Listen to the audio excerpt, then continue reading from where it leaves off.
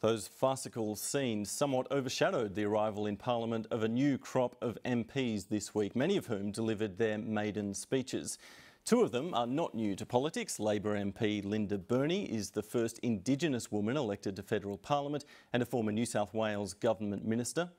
And Liberal Tim Wilson is the former Human Rights Commissioner. I spoke to them a short time ago. Linda Burney, Tim Wilson, welcome. Thanks, Hayden. How are you? Thanks for having us. Well, let's go straight to the matter at hand, which is last night's debacle in the chamber. And Tim Wilson, firstly, as a starting point, can we assume that you were not one of the missing MPs last night?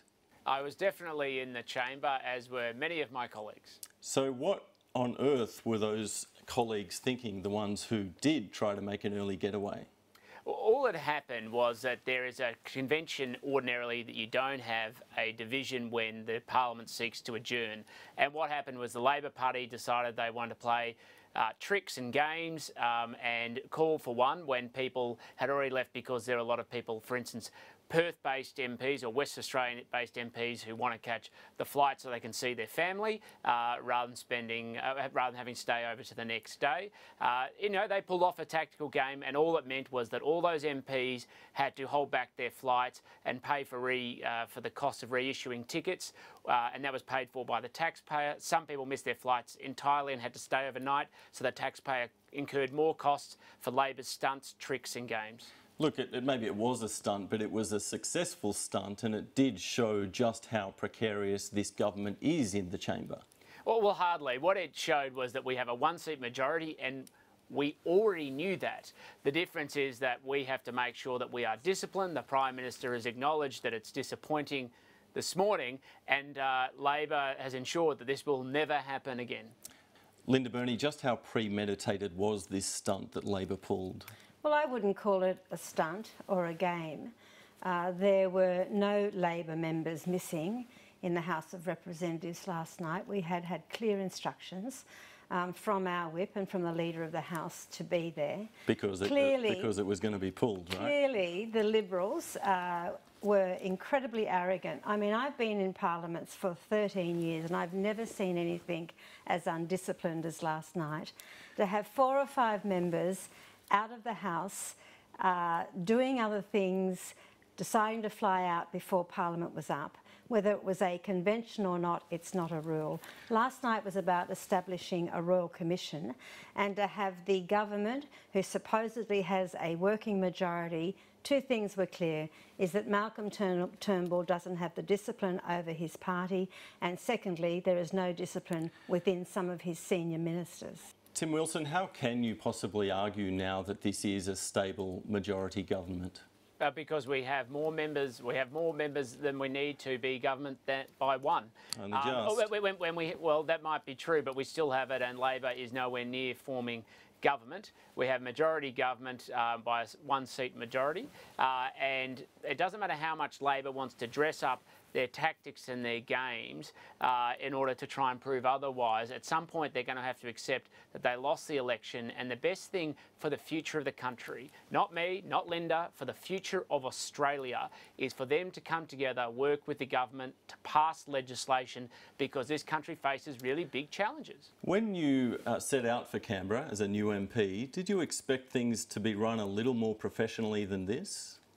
Well, it has been incredibly professional. I mean, Linda's trying to make a mountain out of a molehill. You had some members of Parliament going out and helping school groups. That is a sort of irresponsible thing that Linda is saying that people shouldn't be doing. That's ridiculous. Tim, when Parliament is sitting, you are supposed to be in the Parliament. That did not happen with several of your members last night. And you know, Linda, as much as I do, that people sometimes leave Parliament to do things like help school groups that were in their community, and to just kind of dismiss that and think that that is an important part of teaching the next generation how the democratic process works is playing complete dismissal of the role of parliamentarians. Well, I don't think it's going to happen again. We must move on anyway, because the other big issue of the week was, of course, political donations. Yes. And I want to ask both of you straight up, although you're new to the federal parliament, have you, we'll start with you, Tim Wilson, have you or has your campaign accepted donations from foreign companies or from foreigners? I'm not aware of that at all in any of my activities. I have only secured donations, and of course disclosures will be made as part of the normal AEC process. And you, Linda Burney?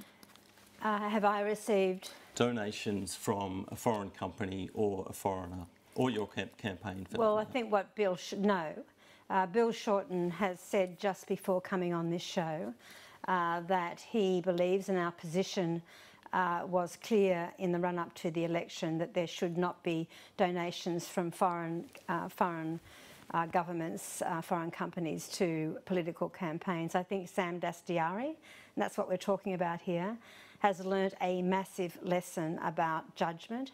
He's obviously made a declaration and has made arrangements to pay that money back. But the issue of political donations is one that is a constant one for state and federal governments. Tim Wilson, why shouldn't this issue be reformed, this area be reformed? Well, for starters, the Coalition is not in favour of banning anything, but when it comes down to it, Labor had 6 years to reform electoral disclosure and donation laws and did not do so. Of course, there's always going to be looking at these sorts of issues as they go on, but the real issue is why we have it that Sam Dastyari has been accepting donations to cover his legal bills. That, I think, is something that's much more concerned because of the interest behind that and the extent to which particularly he seems to now be changing policy positions as reported. But the reality, Tim, is that Labor did put this legislation to the last Parliament and your government rejected it. No, you know as well as I do, Linda, that during that time in government that there was not action taken and by the Labor Party when you had control of both houses of the Parliament working with the Greens. The real question now is why we are not having a much more fulsome discussion and investigation by the Labor Party into what Sam Dastyari has been doing in accepting donations from Chinese interests. Now, finally, I want to try to bring you both together because, believe it or not, you've got something in common. Worry. You do have something in common. Full of love. You both gave your maiden speeches this week. They were both very thoughtful and emotional. We'll talk about it in a moment, but let's have a look. But most importantly, to my fiancée, Ryan.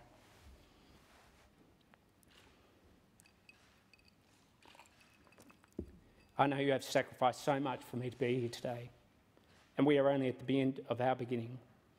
For 7 years, a ring has sat on both of our left hands, and they are the answer to a question we still cannot ask. No matter what happens from here, we have already achieved more than many who come and go from this place, because we have lived the change we seek in the world.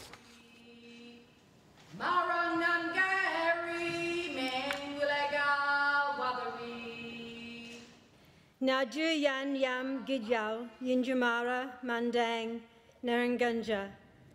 Mr. Speaker, I've said in the language of the Wiradjuri, my people, I pay respect to the ancient Ngunnawal and Ngurumbi.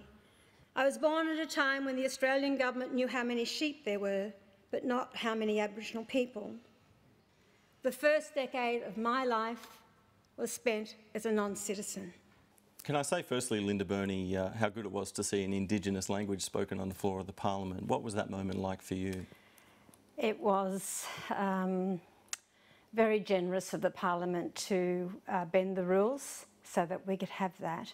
But for me to be there, I spoke about, you know, being in the gallery when Kevin Rudd made the apology, and to now be on the floor of the House for a kid from the Riverina, growing up in the circumstances that I grew up in, is just a fabulous story, and I hope something that I can use to inspire others. And I made the point very much, Hayden, that nobody gets to where they are without the shoulders of people to lean on, and I had many shoulders, and I hope that Tim and your partner can reach a point in this time, in this country, when you can marry, and that would be a joyful event for all of us. And on that point, Tim Wilson, what impact do you hope that your speech had on some of your colleagues in the Liberal Party room?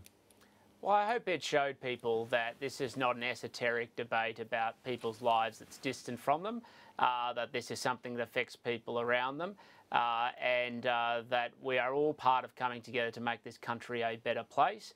And that's why I've always supported a change in the law and I wanted to give a human expression to that, because it's rare you see people stand up and talk about their relationships or their history, as Linda has, and I think that's important, to put a human face to the stories we're talking to. All right, well, I've got to say that usually a politician's best speech is their last speech. In both of your cases, you've set the bar pretty high from the word go, so well done, and thanks very much for joining us. Thank you very much.